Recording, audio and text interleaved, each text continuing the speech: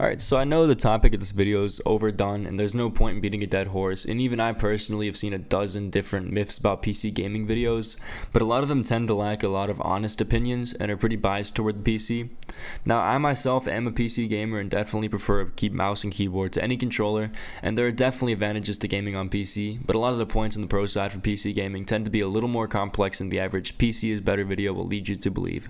So in this video, I wanted to address the top 5 myths about PC gaming, but with absolutely no blows drawn honesty.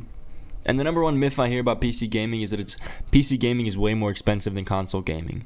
And yeah, the sweet spot for a good gaming PC is still around $600 to $800, and there's really not much debate there, but I built my PC using a lot of used parts, and all in all I paid about $500 for all my parts, which is still more than what the Xbox One and PlayStation 4 are going for now, but you have to consider that a PC is obviously way more than just a gaming console. You can use a PC for things like media production, browsing the web, doing your homework, making videos, live streaming, and of course gaming, just to name a few things you can do on a PC, so you are paying a little bit extra to get a lot more. Plus, there's always cheaper ways to get games, such as the more than frequent Steam sales and websites like Kinguin and G2A on top of that. And you don't have to pay $60 every year to play online, so in the long run, you definitely do save some money, but if all you want to do is play video games with your friends, then the extra initial purchase may not be worth it for you.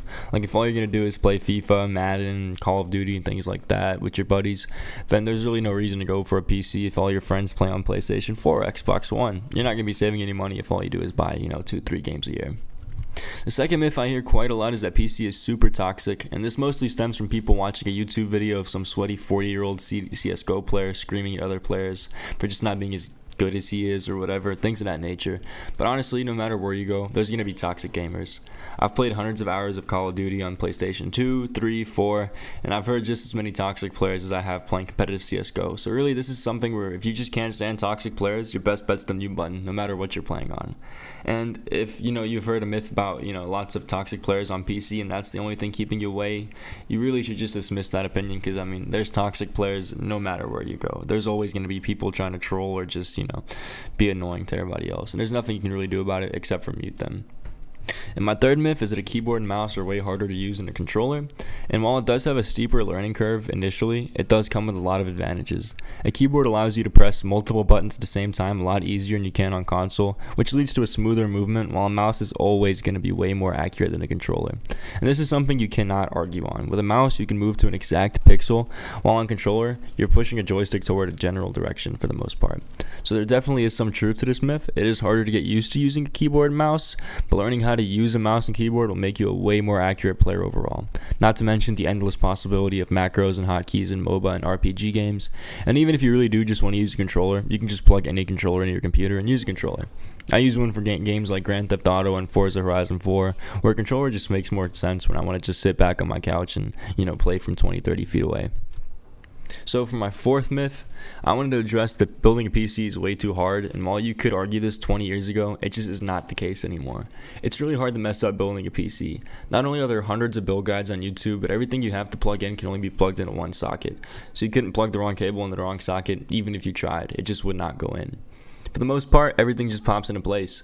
The hardest part isn't even what you do with the cables, it's probably just managing them, making them look all pretty when you're done. So if your biggest concern is building the actual PC, just watch a few YouTube tutorials from Linus Tech Tips or any other PC YouTuber and you'll realize how easy it really is. The last myth that I always kind of laugh at whenever I hear is that if you're going to have to upgrade your parts all the time. I still use a processor that came out in 2013, 6 years ago, because there hasn't been a single game that will not run using my i5 4570. And they all run fine. My graphics card came out 2 years ago, and the only reason I upgraded it is because I was using an older GTX 770 that came out 6 years ago and worked fine in games like Battlefield 4, but it was starting to take a hit in newer games like Destiny 2, which was still playable, but I had to lower the settings and it didn't look as pretty as I wanted it to. So honestly, I only swap out parts when I really need to, and probably won't swap this RX 580 for a few more years until I can't play the games I want to play. But for now, I'm still playing on mostly high settings, around 100 frames, at least in most of the games I play.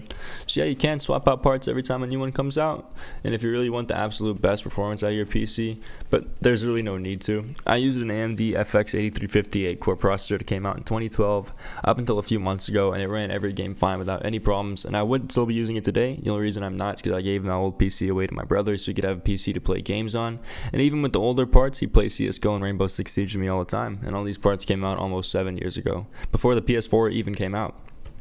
So those are 5 myths about PC gaming with an honest explanation behind them, and if you guys have any myths you'd like to share, feel free to leave them in the comments section below. If you enjoyed the video, I definitely would appreciate you leaving a like and maybe even subscribing if you'd like to see more videos of this nature. Thanks for watching, and I'll see you guys next time. Tizzy out.